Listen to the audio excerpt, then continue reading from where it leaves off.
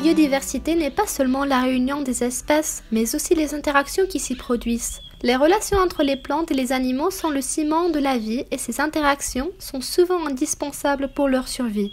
Nous allons montrer comment les plantes cataloguées comme rares, menacées ou dont la récolte les met en péril peuvent contribuer à préserver une large gamme d'interactions. En hiver, par des températures glaciales, les fleurs du perce-neige trouent la couche neigeuse. Un insecte qui, comme elle, est déjà réveillé, visite la plante pour ramasser le pollen et le déposer sur une autre fleur. La plante n'éparpillera pas sa sémence avant que les températures ne se réchauffent, quand les fourmis s'activent davantage et s'intéressent aux huiles énergétiques que renferment les graines. Sans pollinisation puis dissémination de ces graines, cette espèce disparaîtrait. Dans une ambiance tout à fait différente, au cœur du semi-désert de la vallée de l'Èbre, une autre plante menacée attend l'automne pour fleurir, afin d'éviter les hautes températures de l'été. Son ombrage atténue les températures extrêmes, abritant de nombreuses autres petites plantes qui croisent au-dessous d'elle. Voilà un exemple de service bénéfique entre plantes.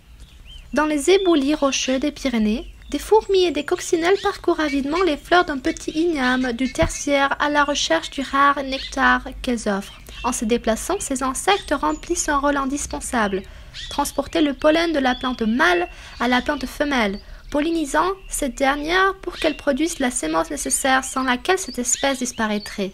Parfois, la pollinisation est un sport à haut risque pour les pollinisateurs, comme le cas du sabot de Vénus. Cette belle orchidée a une fleur piège dont la complexité est telle que certains de ses visiteurs n'arrivent pas à sortir du labyrinthe et restent coincés à l'intérieur. D'autres, comme l'araignée crabe, s'installent dans les fleurs et y attendent patiemment la visite des insectes pour se régaler avec un bon repas.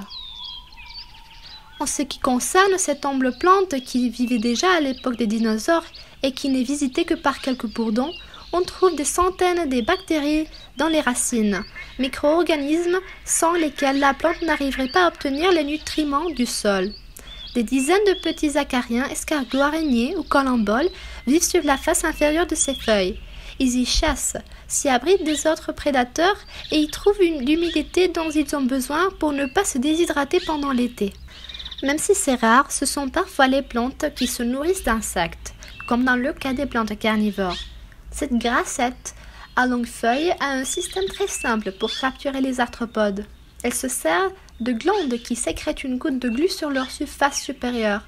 Mais quelques acariens sont si petits qu'ils peuvent vivre sur ces feuilles, passant sous les gouttes sans rester collés, se nourrissant des restes des captures. Ce sont des commensaux, des éboueurs, du banquet de la plante.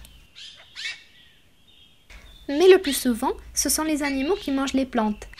Certaines, comme la gentiane jaune, doivent être extraordinairement exquises pour les herbivores et sont un lieu de réunion très attractif regroupant des centaines de voisins différents.